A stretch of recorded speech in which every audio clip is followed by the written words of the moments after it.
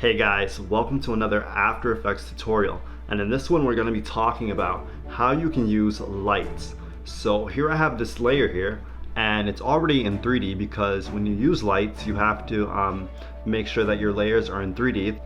Now I'm going to go ahead and create my light. So I'm going to right click, go up to new, go down to light, and select it. Now notice that this pops up, and you can give a name to your light. And we have light types, so we have parallel light, we have spotlight, point light, and then ambient. We're going to start off with ambient here, and then notice that down here you have all of these different properties that you can change, and different lights allow you to change certain properties. So with ambient you're only allowed to change the color and intensity, but with like spot you're able to change many other properties. So I'm going to go back to ambient, and we're going to start off with this, and I'm going to press OK. Notice that now a new light has appeared, and if we twirl down this light, we have light options, and then if we twirl this down, notice that we have intensity and color. So with the ambient light, basically, if I raise it up, it simply lights up your entire composition, all of your layers. And it doesn't matter how many layers you have on bottom, it's going to light up all of the layers equally. So think of the ambient light as an overall light to light up your composition. Now we can also change the color. So if I want to make this, say, let's give it like a greenish color here. Notice that now it turns green. You can give it whatever color you want. It's like this orangish here. It's a different look, and then you can just play with the intensity to how you want it. So that's how the ambient light works. Alright, so now we're going to look at our next type of light, which is the parallel light. So we're going to go and double click on this here, and then we're going to go to parallel light.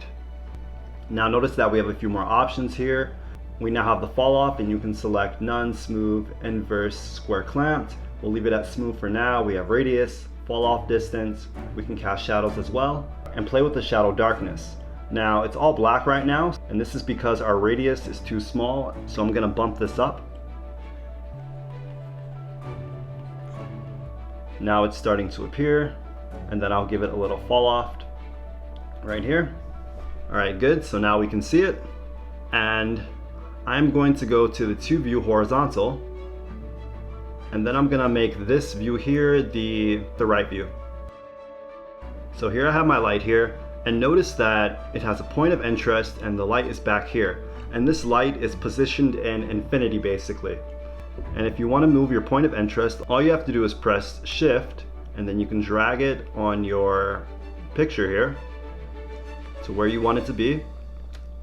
You can also use these handles here like you would in 3D with the camera. So we have the Y that you can change, the Z as well. Notice when you move the Z, it moves the point of interest, but you can also just press command and it'll move in, but it will not move your point of interest. And then we can move the X as well. So back and forth. Now I'm going to switch this to the custom view here, and notice what happens if I move this light behind my layer. So if I just press the Z and I just really push it back, notice that it disappears. So you need to keep your light in front of your layer. Alright, now there's one more thing that I want to add with this parallel light. Just if you notice, if you click on it, it has this point of interest. So where you have this point of interest actually pointed at is going to determine where the intensity of the light is going to be angled at. So if I move it here, you notice that the intensity changes. So that's just something to keep in mind. So this is simply how you can use the parallel light. It's very helpful, and I hope that you will give it a try. Alright, so the next light that we're going to look at is our point light. And we're just going to double click here on this, and this is going to bring up our light settings, and then we're going to go down to point, and notice that it has all of the same properties as the parallel light, but now we can use the shadow diffusion as well. Now I'm just going to press OK, and notice that now I have a point light, and now my point of interest is gone. So with the point light, you want to imagine that the intensity of your light is coming from the light itself and not from a point of interest. Now this light here, you can zoom it in with the Z. And notice that when you do this, everything around it gets dimmer, but the light itself is still pretty bright. So that is how the point light works. It's basically a light, but the intensity isn't coming from a point of interest, but the light itself. Alright, so now we're going to look at the last type of light, and that's going to be the spotlight. So I'm going to double click on this here, then I'm going to go up to this, and I'm going to select spotlight. Notice that the intensity is still the same as the last light, so basically your properties don't change as you switch in between your lights. Now I'm going to press OK. Now with the spotlight here, you just need to make sure that you have your wireframe selected, and you just go up to View Options right here, and you just go to Spotlight Wireframes, and then make sure that this is on so that our wireframes are always on. I'm going to press OK. So with our spotlight here, it's basically a cone, but it has an anchor point as well, as we see right here.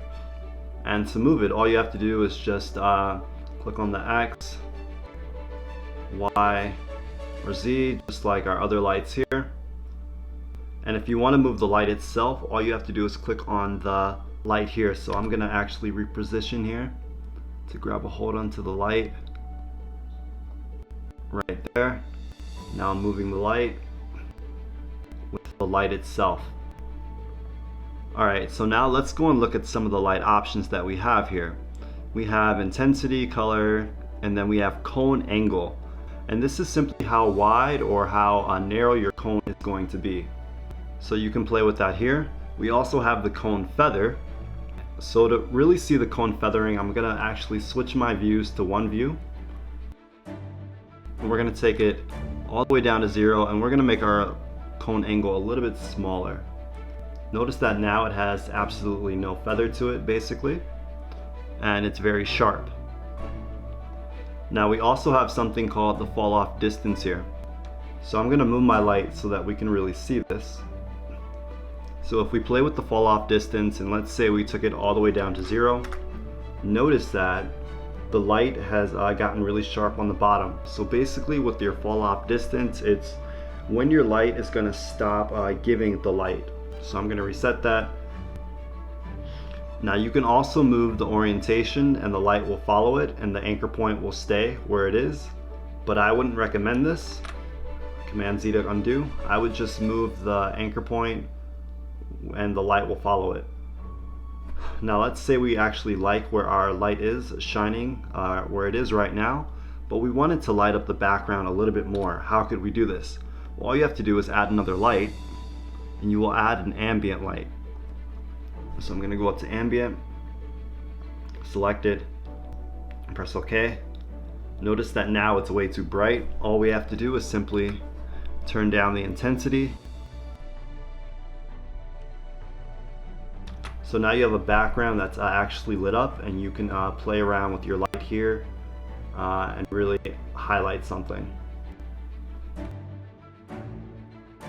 Alright guys, so now I really want to cover a little bit more about the fall off. So I've gone ahead and I've deleted that ambient light that we had, and I'm going to take my light here and I'm going to pull it over to the side like this so that you can see it.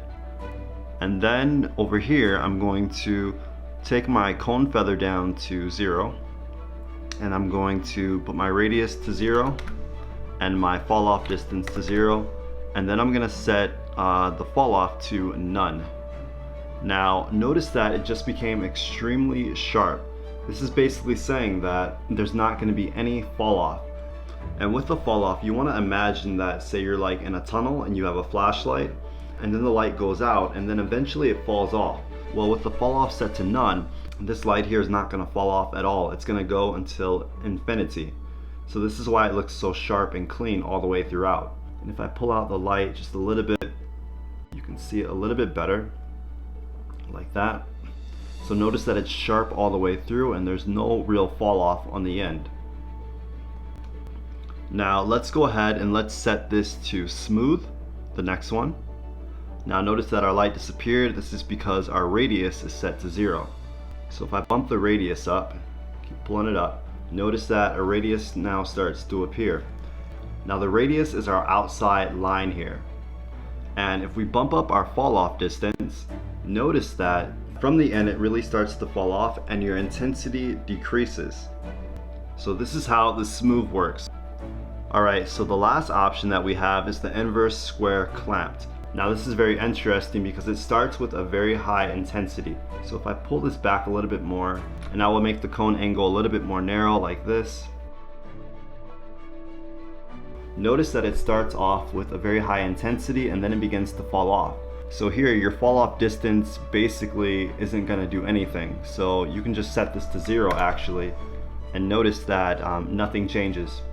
It doesn't matter what you do to the fall off distance, it's not going to affect this at all, because with the inverse square clamped, it starts off with a high intensity and it automatically starts to fall off. So that's how the inverse square clamped works. And just to change like the fall off of it, all you have to do is just play with your radius. So if I bring it down, notice the intensity goes down a little bit and then starts to fall off. And then if I bring it up, notice that it's a lot more intense in the beginning, and then the fall off is a little bit further back. So that's how the inverse square clamp works. So I hope that you learned something in this tutorial about lights and that you will give it a try. Until next time.